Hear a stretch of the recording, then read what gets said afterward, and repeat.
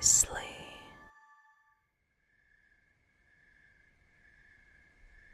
Postoje trenuci u životu kada čovjek shvati da je neke bitke vodio potpuno pogrešno.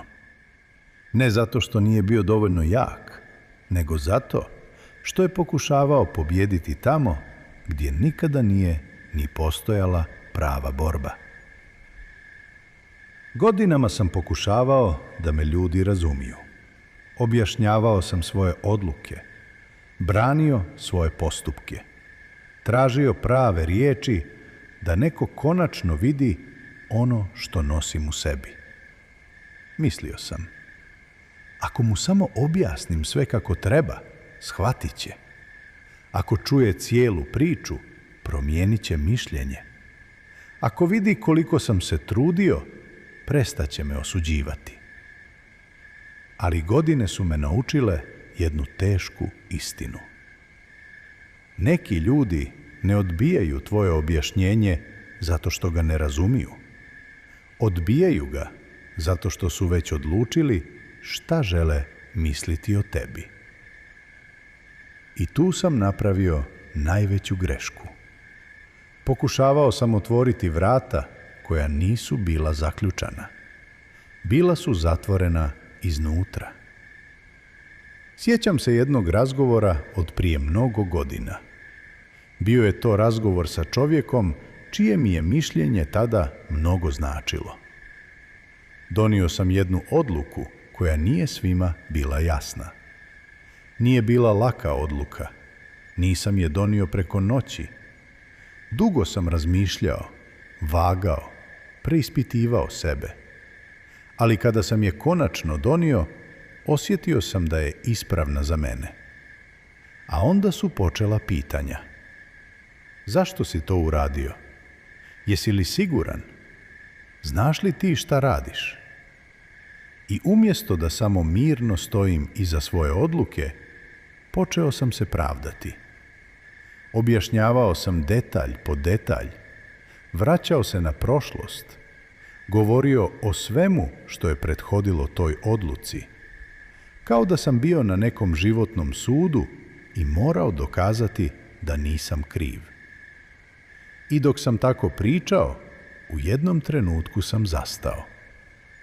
Pogledao sam čovjeka preko puta sebe i shvatio nešto. On nije pokušavao razumjeti.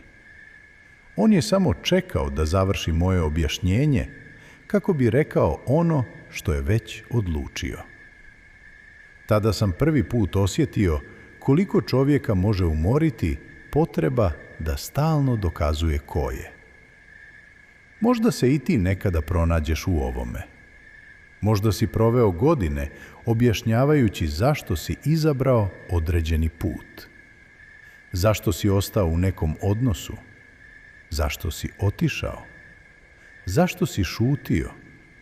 Zašto nisi uradio ono što su drugi očekivali od tebe? A možda najteži dio nije bio to što te nisu razumjeli. Možda je najteži dio bio što si počeo sumnjati u sebe zato što te nisu razumjeli. I tu čovjek mora biti oprezan. Jer ako predugo slušaš tuđe mišljenje o sebi, jednog dana možeš zaboraviti vlastiti glas. Dugo sam mislio da je šutnja slabost. Mislio sam da šuti samo onaj ko nema odgovor. Ali život me naučio drugačije. Postoje trenuci kada je šutnja znak da si sazrio. Kada znaš da svaka riječ neće donijeti mir. Kada znaš da objašnjavanje neće donijeti razumijevanje. Kada shvatiš da ne moraš pobijediti svaki razgovor da bi ostao pobjednik svog života. Jer šta ti vrijedi da dokažeš nekome da si u pravu, ako poslije tog razgovora izgubiš svoj mir? Kasno sam shvatio i nešto o granicama. Ranije sam mislio da su granice nešto što prave hladni ljudi. Ljudi koji se udaljavaju. Ljudi kojima nije stalo. Danas znam da je upravo suprotno. Granice postavlja čovjek koji je konačno naučio cijeniti sebe. Jer dobrota bez granica često postane mjesto gdje drugi dolaze uzeti sve što mogu. Imao sam ljude kojima sam uvijek bio dostupan. Kada im je trebalo nešto, bio sam tu. Kada su imali problem, slušao sam. Kada su trebali podršku, davao sam je. Ali kada je meni nekada trebala samo jedna riječ razumijevanja, nije bilo nikoga. I tada sam shvatio. Nije problem što daješ.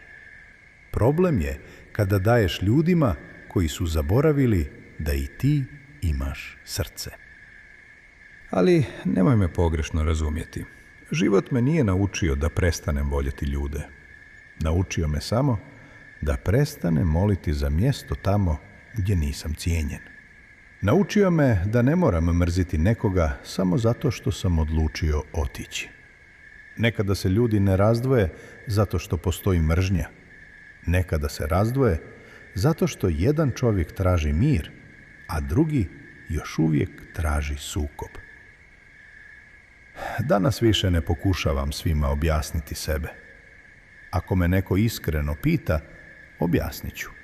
Ako neko želi razumjeti, razgovarat ćemo. Ali ako je neko već odlučio da me vidi pogrešno, onda sam naučio pustiti. Jer postoji jedna sloboda koju čovjek osjeti tek kasnije u životu. To je trenutak kada shvati. Ne moram više svima dokazivati svoju vrijednost. Danas, kada pogledam iza sebe, ne mislim da sam uvijek donosio najbolje odluke. Nisam. Griješio sam. Nekada sam birao pogrešne ljude. Nekada sam predugo ostajao tamo gdje sam trebao otići. Nekada sam šutio kada sam trebao govoriti. Ali jednu stvar danas znam. Čovjek ne postaje miran kada napravi savršen život. Čovjek postaje miran kada prestane kažnjavati sebe zbog nesavršenog života. Ako bih mogao sjesti pored mlađeg sebe, rekao bih mu samo ovo. Ne troši godine pokušavajući da te svi razumiju. Neki ljudi će te voljeti, neki ljudi neće. Neki će vidjeti tvoje srce, neki će vidjeti samo ono što žele vidjeti.